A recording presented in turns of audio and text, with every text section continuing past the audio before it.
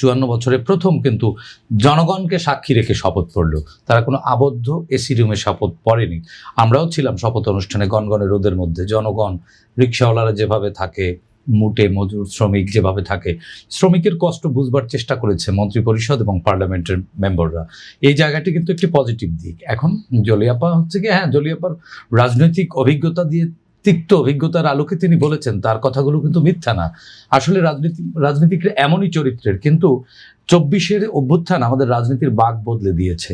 হ্যাঁ, এবং বদলের কিছু সিমটম কিন্তু আমরা দেখছি। দেখুন, আজকে যিনি প্রধানমন্ত্রী হলেন, মাননীয় প্রধানমন্ত্রী হলেন তারেক রহমান সাহেব, উনি কিন্তু দেশে এসেই নিজের জুতা নিজে হাতে নিলেন, নিজের সুটকেসটা নিজে বহন করলেন এবং তিনি চেয়ার পর্যন্ত বদলে ফেললেন। তিনি ক্ষমতা যে চেয়ার, এই ধারণা বদলে ফেলেছেন। এখন এটা হয়তো তার লন্ডনের পরিবেশে থাকার অভ্যস্ত, তার মানসিকতা এক ধরনের পরিবর্তন, বা জলিয়াপা যেটি প্রত্যাশা করেন যে লেসন নেয়া পলিটিশিয়ানদের, আমার মনে হয় এটি পলিটিক্যাল যে লেসন, তারই আউটকাম।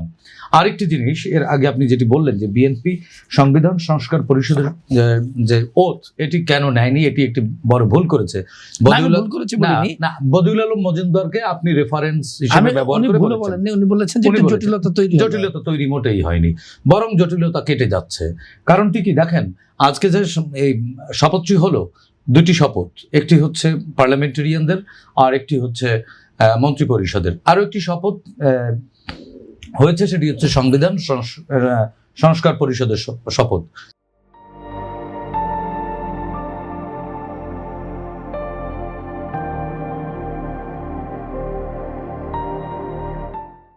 দেখুন, সংবিধান সংস্কার পরিষদের শপথ সিইসি পড়ালেন, সংবিধানে আছে।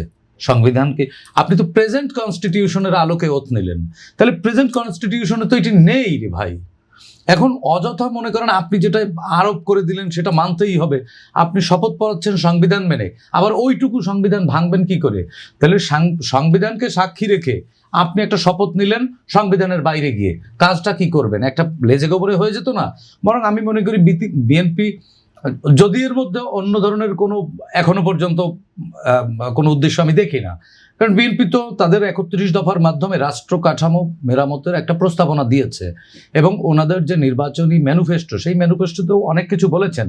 এখন যদি বলার জন্য বলা না হয়, যদি করার জন্য বলা হয়, তাহলে দেখুন এই সংবিধান সংস্কার পরিষদের যে শপথ, এই শপথটি আমি বিশ্বাস করি সংবিধানের তো অনেক জায়গায় পরিবর্তন হবে, পার্লামেন্টও সেশন বসলেই অনেক জায়গায় পরিবর্তন আসবে পার্ট বাই পার্ট, তখন হয়তো এটি সন্নিবেশন করে তখন ওথ নেওয়া যাবে। ওথ নেওয়ার প্রয়োজনও নেই।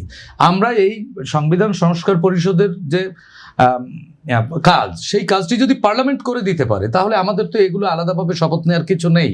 এখন আরেকটি প্রশ্ন, প্রশ্নটি আপনি করেননি, যে জুলাই সনদ কি পুরোপুরি বাস্তবায়ন তাহলে করবে না বিএনপি? না, পুরোপুরি তো বাস্তবায়ন করবে না। তার তো নোট অফ ডিসেন্ট আছে এবং তিনি তো পার্লামেন্টে 2/3 মেজরিটি পেয়েছেন। তো পার্লামেন্টের অধিকাংশ সদস্য, মানে অধিকাংশ জনগণ তাদেরকে ম্যান্ডেট দিয়েছে, তো অধিকাংশ জনগণ যেটির পক্ষে সেটি তো ওনারা বাস্তবায়ন করবেন। জুলাই সনদ অবশ্যই বাস্তবায়ন করবেন। ওনাদের নোট অফ ডিসেন্ট যে জায়গাগুলোতে আছে সেগুলো তারা পুনর্বিবেচনার সুযোগ জনগণ ওনাদেরকে দিয়েছেন। আর এখন যদি বলা হয় যে জুলাই চার্টার পুরোপুরি বাস্তবায়ন করলো না, জুলাইয়ের সাথে গাদ্দারি করলো, জুলাই কি খালি এক পক্ষের? জুলাই বিএনপির না? জুলাই আপনি রুহুল আমিন রাসেলের না? জুলাই এই জায়গায় আমরা যারা বসে আছি আমাদের না? জুলাই খালি কি ওই সংস্কার পরিষদের? জুলাই তো জনগণের। এই জুলাই জনগণের অর্জন। জনগণ বিএনপিকে ম্যান্ডেট দিয়েছে, বিএনপির উপরে আস্থা রেখেছে এবং বিএনপিকে বিশ্বাস করতে চাই শেষ পর্যন্ত। জুলাই তো খলিলুর রহমানেরও নাকি? জুলাই খলিলুর রহমানের কিনা সেটা তো আপনি খলিলুর রহমানের না এটা বলতে পারবেন? খলিলুর রহমান, শোনেন, একটি সিনেমার নির্মাতাকে কখনো দেখেন আপনি? না নায়ক নায়িকাকে দেখেন? ওই সিনেমাটা কি নায়ক নায়িকার? নির্মাতাকে অনেক সময় দেখা যায় না। নেপথ্যে অনেক কিছু থাকে, কারণ বিদায়ী প্রধান উপদেষ্টা তিনি তো বলেছেনই দ্যাট ওয়াজ মেটিকুলাস ডিজাইনড। হ্যাঁ, তো মেটিকুলাস ডিজাইনের পেছনে অনেক কিছু থাকতে পারে। সুতরাং খলিলুর রহমান আরেকটি কথা বলেছেন যে বিদেশি নাগরিক, তিনি তার নাগরিকত্ব সারেন্ডার করেছেন, আপনারা তো খোঁজই রাখেন না। এটি খোঁজ রাখতে হবে। কোথায় স্যালেন্ডার করছেন, কবে, কার কাছে? উনি যে দেশের নাগরিক ছিলেন সেই দেশেই স্যারেন্ডার আপনার কাছে করেছেন। কি প্রমাণ আছে, কোথায় বলেছেন উনি? আপনার কাছে কি প্রমাণ আছে যে উনি নাগরিক?